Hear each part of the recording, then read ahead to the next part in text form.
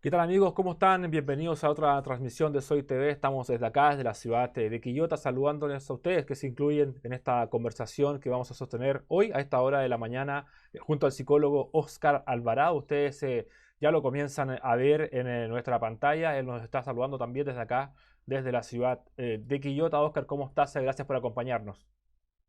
Hola Juan, buenos días. Oscar, buenos días. Bueno, queríamos dialogar contigo respecto a un tema que en realidad ya a los 2 meses de confinamiento, en algunos casos obligatorio, en otros voluntario, comienza a ser preocupación en la familia, el aspecto mental. Ustedes en la ciudad de Quillota, donde estamos realizando esta transmisión, han realizado un plan que básicamente invita a los vecinos que se sienten angustiados, que se sienten problemados a comunicarse con ustedes vía telefónica y encontrar ahí la asistencia personalizada justamente para este momento. Cuéntanos primero cuáles han sido los llamados que ustedes han recibido justamente por este tipo de problemáticas que afectan a la ciudadanía ya con estos 2 meses que llevamos. Como tú bien decías, ¿no es cierto? Esta situación pandémica que está afectando al mundo y Quillota no es la excepción, generó diversos cambios estructurales en la forma, por ejemplo, cómo se estaba entregando la salud mental, ¿no es cierto?, en la comuna. Cuando me refiero a cambios estructurales, me refiero a que se tuvieron que interrumpir las atenciones presenciales y por lo tanto eso genera un corte en la comunicación entre los equipos de salud y la comunidad.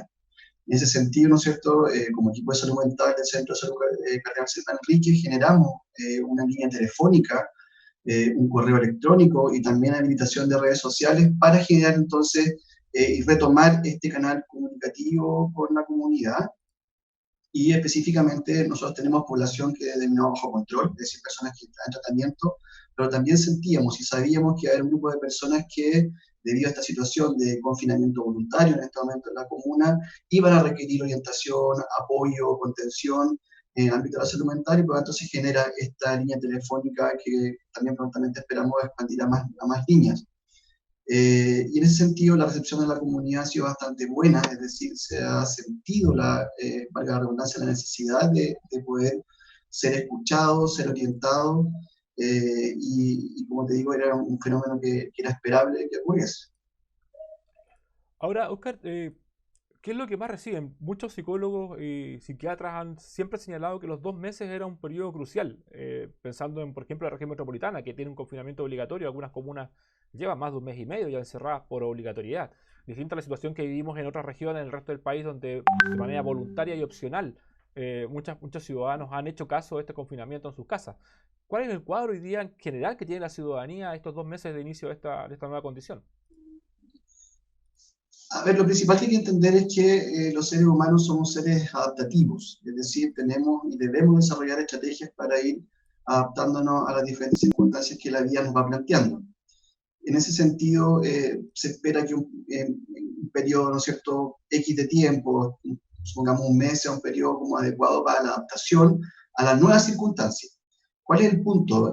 ¿Cuál es el punto de tensión que nos encontramos? Es que este periodo de incertidumbre sanitaria está así, es decir, no tiene aún fecha de caducidad, fecha de término. Por lo tanto, cuando a uno le dicen, sabes que tú vas a permanecer 3 meses o 2 meses específicamente bajo confinamiento, en cuarentena voluntaria o obligatoria, indudablemente uno empieza a desarrollar estrategias para adecuarse y programarse esos 2 meses.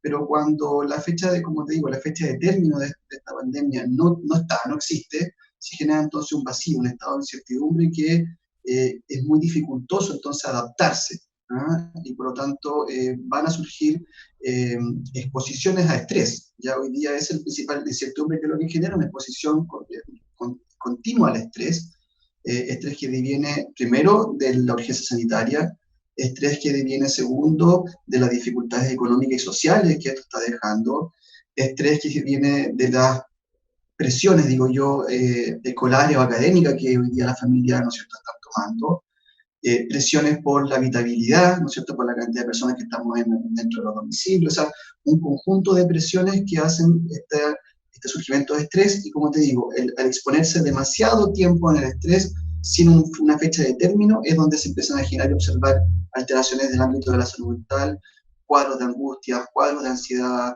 miedo exagerado o miedo en altas cantidades, inseguridad, intranquilidad, en fin, una serie de fenómenos en el ámbito y específicamente en la esfera de las ansiedades, de las intranquilidades, de las inseguridades y muchas veces también con su consecuencia de impacto en la esfera también anímica, ¿no es cierto? Los estados anímicos de las personas también que tienden a deprimirse bajo estos estados de incertidumbre.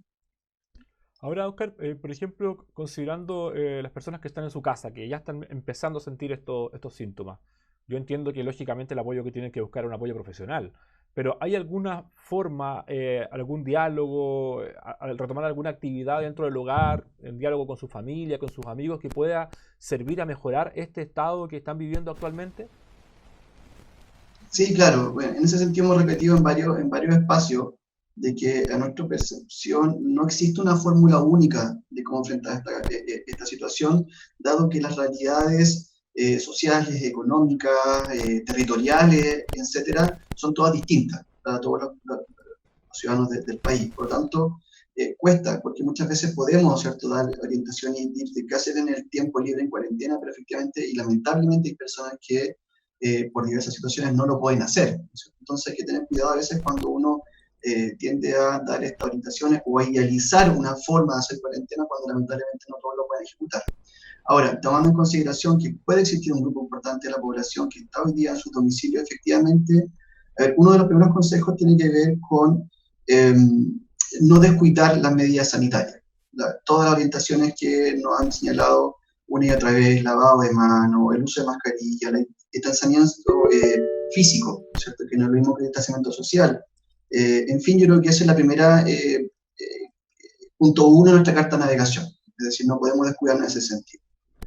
En segundo punto, lo que hemos repetido en varias instancias, también creemos que la sobreexposición de información no es una buena forma de llevar esta cuarentena. Es decir, hemos visto, ¿no es cierto?, personas que se vinculan con todo el día, constantemente, a la televisión, a la radio, a medios digitales, a redes sociales, por lo tanto hay un bombardeo de información que técnicamente no me suelta, no me deja, ¿no es cierto?, un espacio de limpiarme mentalmente, de poder enfocarme en otras temáticas, sino que estoy sumergido constantemente en el tema del COVID y por lo tanto eso me genera un estado de piel alerta, ¿no es cierto?, de mucha atención. Por tanto, la orientación es escoger un momento del día donde yo me informe.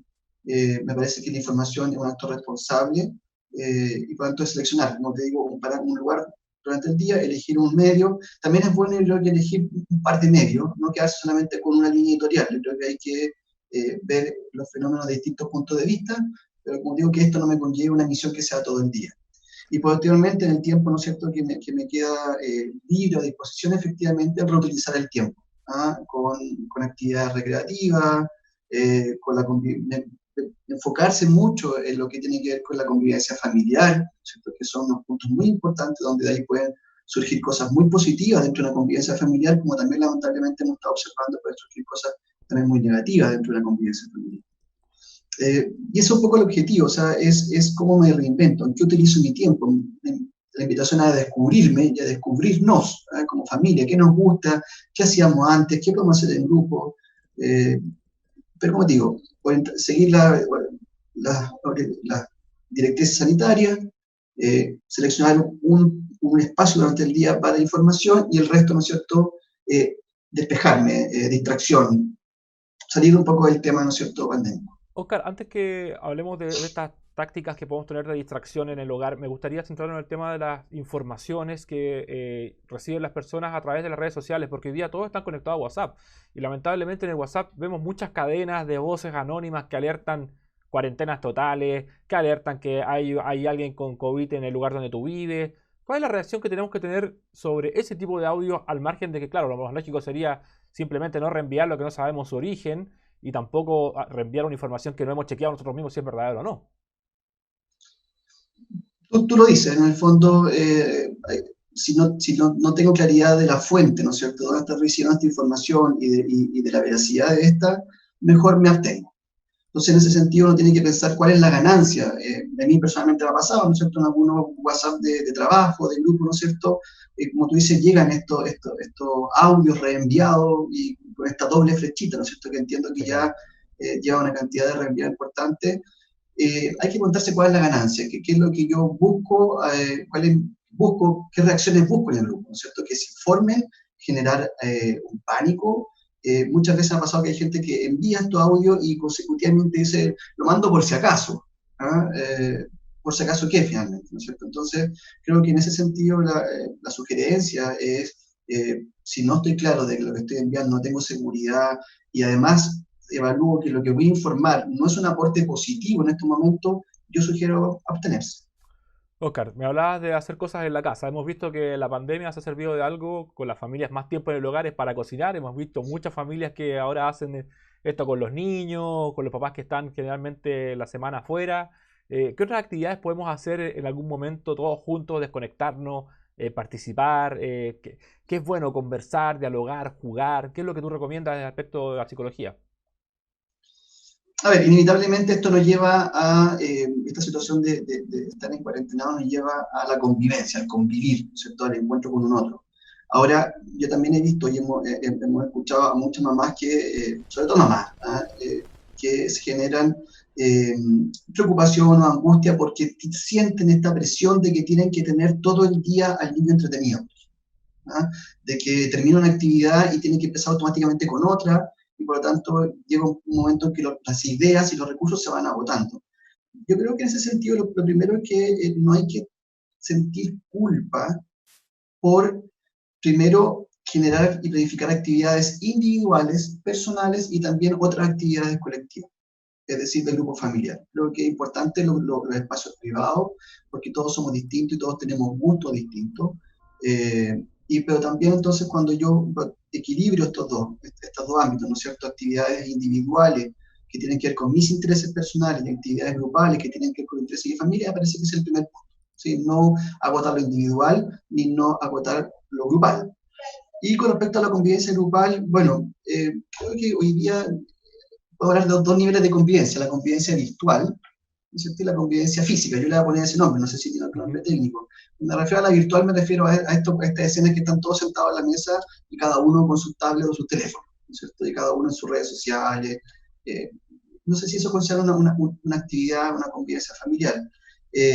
Me parece que los más viejos, nuestros papás, nuestros abuelos, eran más sabios y estaban todas estas actividades, estos juegos de mesa, de naipe, el ludo, el Gran Santiago, Monopoly, en fin. Me parece que hoy día es un momento propicio para reencontrarse con esos juegos. Eh, Créeme que los niños de hoy día de 10, 12 años hacia abajo ni siquiera a lo mejor saben su existencia. Me parece que es una buena oportunidad, porque eso conlleva al encuentro físico, hay desafíos cognitivos, ¿no es cierto? En fin, creo que un espacio bastante enriquecedor. Estamos conversando con el psicólogo Óscar Alvarado, él es del Centro de Salud Miguel Concha, acá de la ciudad de Quillota, a 2 meses del inicio de este confinamiento, en algunos casos obligatorio, en otros voluntarios a propósito del COVID-19. Óscar, te quiero llevar al ámbito familiar más íntimo. Muchas personas han tenido que dejar de ver a sus padres a propósito de cuidarlos porque tienen enfermedades preexistenciales, porque están en la población de riesgo derechamente o porque son profesionales de salud que está trabajando dialogando, enfrentando el COVID en los hospitales, en los consultorios. ¿Qué pasa con estas relaciones ya cuando ha pasado mucho tiempo y ya ese no verlos en 2 semanas, como pudiese ser un periodo de vacaciones o un mes, por ejemplo, ya se extiende a los 2 meses? ¿Cómo se trabaja ese tipo de relaciones? Porque tiene un golpe en lo anímico de los hijos y también en el caso de los padres.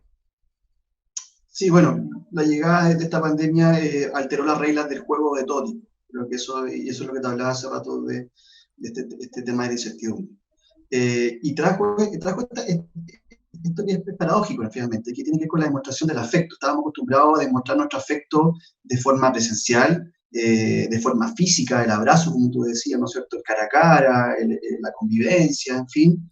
Y esto trae el desafío de reinvertir esta lógica, ¿no es cierto? Entonces, por lo tanto, hoy día, aunque parezca paradójico, creo que efectivamente las muestras de cariño tienen que ver con la distancia. Es decir, si yo te quiero, me distancio. ¿Ah? Si yo te quiero y te quiero cuidar, me tengo que inevitablemente distanciar. Y en ese sentido, a ver, yo creo que la vida nada es gratis, ¿sí? Todo tiene un costo. Y por lo tanto, hoy día, si quiero el bienestar físico, ¿no es cierto? Es decir, y lo pongo en estos términos, mantener la vida, ¿no es cierto?, de mis seres queridos, tengo que pagar el costo hoy día de ese distanciamiento. ¿Sí? No puedo pretender cuidar y a la vez exponer. Me parece que esos van con lógicas distintas y por lo tanto, si vamos, cuando hablo de costo, vamos a ver efectivamente, ¿no es cierto?, que hay personas que van a extrañar, van a generar a lo mejor la habilidad emocional, se van a poner con un llanto más fácil, van a estar a lo mejor anímicamente un poco más bajo, pero creo que lamentablemente, creo que esas palabras, tenemos que asumir ese costo hoy en día, aguantar un poquito más para esperar ¿cierto? El bien superior que es el bienestar y la vida de las personas. Oscar, ¿qué hacemos en esta espera? Sí, ¿Qué hacemos en perdón. esta espera finalmente? ¿Usamos la Bueno, como videoconferencia, te, mantenemos un ritmo diario de comunicación, lo hacemos cada 2 días para no generar esa ansiedad? ¿Cómo se sí, maneja en términos como te, prácticos? el discurso del distanciamiento social, ¿no es cierto?, que se ha impuesto por la autoridad sanitaria, yo lo pongo en tensión bajo el concepto de distanciamiento físico. ¿Cierto? El distanciamiento físico el que tenemos que tener, pero el social no, el social tenemos que mantenerlo y hoy día tenemos que echar mano efectivamente a las tecnologías que pueden estar disponibles como esto mismo, ¿cierto? Estos encuentros vía plataformas virtuales. Hoy día muchas familias y muchos grupos de amigos, uno observa por ahí, efectivamente se reúnen en torno, ¿no es cierto?, a esta aplicación y generan sus reuniones. Creo que si yo veía a mis papás, no sé, estoy inventando, 3 veces por semana, bueno, ¿por qué no hacer 3 veces por semana reuniones virtuales? Es decir, una cosa es lo físico, pero lo físico no debe distanciarnos y para eso hoy día está la disponibilidad. Creo pensar que la mayoría de la población lo pueden hacer. Entiendo que WhatsApp también habilitó estas videollamadas con más grupos de personas. Pero sí, el distanciamiento social no debe existir en el sentido de que buscar a través de los medios, de las redes sociales, el encuentro es necesario. Eh, sí, creo que no hay ninguna indicación que pase por lo contrario, es decir, por desaparecer, porque no quiero que sepas de mí, no, creo que la comunicación, insisto, bajo estos mecanismos es necesaria, una comunicación también transparente, creo que muchas veces las comunicaciones que establecemos con los familiares ocultamos un poco nuestro miedo, nuestra angustia, nuestra ansiedad para no preocupar al otro. Yo ahí digo, ojo, estamos todos en la misma. ¿Ah? Nosotros como funcionarios de salud estamos preocupados, tenemos familias también atrás de nosotros y por lo tanto no somos superhéroes, sentimos y nos complicamos igual que todo, entonces creo que si extraño a mi mamá, tengo que decirle que le extraño, si estoy preocupado por ella y por mí, tengo que decirle que estoy preocupado por ella y por mí, es decir, cuando yo transparento mis estados emocionales, también de alguna forma estoy invitando al otro a que también lo haga. ¿Mm? Ahora, Oscar, ¿qué pasa en el caso de las personas que tienen estas preexistencias psicológicas? La crisis de pánico, el temor al tema del encierro. ¿Cómo se sobrelleva esto considerando que hay un tratamiento médico, es cierto, que avanza, que se cumple, que se realiza? Pero ¿cómo pueden ayudar los amigos, por ejemplo, a sabiendas de que tienen en su círculo una persona que habitualmente sufre este tipo tiene este diagnóstico y que obviamente se ha acrecentado en esta condición que vivimos hoy día? Tú lo dices, las personas que venían con estos diagnósticos preexistentes son los que más complicados se van a ver en esta situación. Y así lo hemos visto en las demandas y en los controles que aún mantenemos y la contactabilidad que mantenemos con otros pacientes. Por lo tanto, eso es indudable que eso iba a surgir. Eh, por un lado estamos nosotros los agentes sanitarios que tenemos entonces como deber mantener, ¿no es cierto?, la mayor capacidad de contactabilidad con este grupo de personas. Hoy día vía remota, vía llamado telefónico, vía videollamada, es lo que nosotros estamos haciendo con el programa. Y eso es la parte sanitaria. La parte familiar, ¿no es cierto? Como tú decías, las redes de amigos, sí, yo creo que las redes de amigos tenemos que transformarnos en distractores, ¿ya? Es decir, si yo conozco que mi amigo es una persona que se pone ansiosa con facilidad, ¿no es cierto? Que puede generar una especie de pánico, ¿no es cierto? Un aumento de angustia con mucha facilidad, no es la idea que yo lo llame para comentarle si vio o no el reporte del ministro y sabe cuántos casos nuevos hay, ¿no es cierto? Creo que lo que te decía antes, la sobreexposición de información nos va a ayudar. En ese sentido, el llamado es a transformarme, ¿no es cierto?, y ser un agente distractor. ¿Ah? Evocar recuerdos, contar alguna anécdota, que algo que haya pasado, en el fondo, sacar el foco atencional de la pandemia y del temor y la preocupación que eso puede desprender y tratar de situar entonces la atención en un tema distinto, que cualquiera sea este. Oscar, en el caso de las líneas telefónicas que ustedes han habilitado, ya me contabas que tienen la intención de que sean más números. Me imagino que eso responde también a una gran cantidad de demanda. ¿Cómo ha sido ese contacto? ¿Cómo lo ha percibido la comunidad acá en la comuna de Quillota? Mira, en un comienzo fue lento, que tiene que ver con la difusión. Como digo, a todos nos pilló en una reestructuración y por lo tanto, como difundíamos, en ese sentido apoyamos harto en Instagram, en Facebook, que son de nuestros centros de salud, para publicitar estos canales de comunicación y fue cosa de días para que la gente, como digo, empezara a llamar. E incluso en un momento, ¿no es cierto?, el teléfono se publicitó en radio de mayor alcance comunal, ¿no es cierto?, llegaron a otras comunas y recibimos llamadas incluso de otras comunas, no solamente de Quillota. Eh, como te digo, la gente, y un fenómeno que descubrimos también fue el fenómeno de la soledad. ¿Ah? Uno sabe que existe allá afuera, pero pocas veces se lo encuentra. Y en este sentido recibimos muchas llamadas de personas que viven solas, no cuentan con red de apoyo y por lo tanto este espacio, este microespacio de comunicación valorado muy positivamente. Hay mucho adulto mayor solo, ¿ah? No sé si ustedes tienen la misma percepción que han tenido con estas conversaciones vía teléfono, ¿no? Harto adulto mayor solo. Sí, sí, sí. ¿Y ahí cómo, Ahora, y ahí cómo opera la comunidad, por ejemplo, los vecinos? ¿Cómo se integran para ir en apoyo a este adulto mayor que están solo porque, no sé, su hijo está lejos, su hijo no los puede ir a ver por la condición de salud que tienen, para no exponernos tampoco a ellos? ¿Cómo la comunidad ahí, esto suma? Nosotros veíamos acá en la ciudad de Quillota, en el sector de la Villa General Maquena, el día domingo vino un cantante con un parlante y le cantó a los abuelitos, muchos de ellos del balcón, podían ver, algunos bajaron con su silla. ¿Qué tipo de acciones se puede hacer para acompañar a estos adultos que están en la soledad, como tú lo planteabas? mira, desconozco en la información en específico, ¿no es cierto? Por ejemplo, qué están haciendo Videco, pero me consta que están haciendo acciones porque el área social del municipio de Quillota está bien articulada, con bastante posicionamiento territorial, con agentes comunitarios, mesas territoriales, por lo tanto, sé que se deben estar efectuando acciones. Por lo menos lo que nos compete a nosotros como área de salud, ¿no es cierto? Como departamento de salud, sé que se desplegaron una serie de estrategias para la entrega de alimentación, medicamentos, ¿no es cierto?, a los domicilios, con el fin de no exponer, ¿no es cierto?, al adulto mayor al tránsito por la ciudad. Y sí, estoy seguro, ¿no es cierto?, que en el ámbito comunitario hay bastantes agentes comunitarios, presidentes, juntas de vecinos que deben tener muy identificado quiénes son estos adultos mayores, quiénes son las personas de mayor riesgo que están en el sector. Y como digo, creo que están llegando por lo menos hoy día con lo básico, ¿no es cierto?, que es la alimentación posiblemente, la farmacología, eh, y me imagino que en ese mismo ejercicio se puede hacer el levantamiento de necesidades, ¿no es cierto? Es decir, bueno, que el vecino cuente lo que necesita.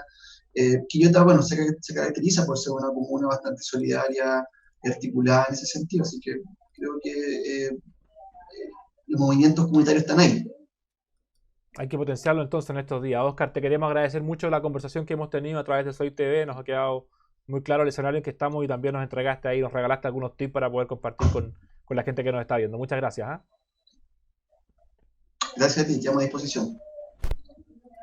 Bien amigos, entonces de esta forma vamos concluyendo esta conversación que hemos realizado a través de este espacio en soychile.cl. Recuerden, en todas las páginas locales de sus ciudades, conocer también la información que ocurre en su barrio, en su cercanía, en su localidad. Será hasta la próxima, será hasta mañana.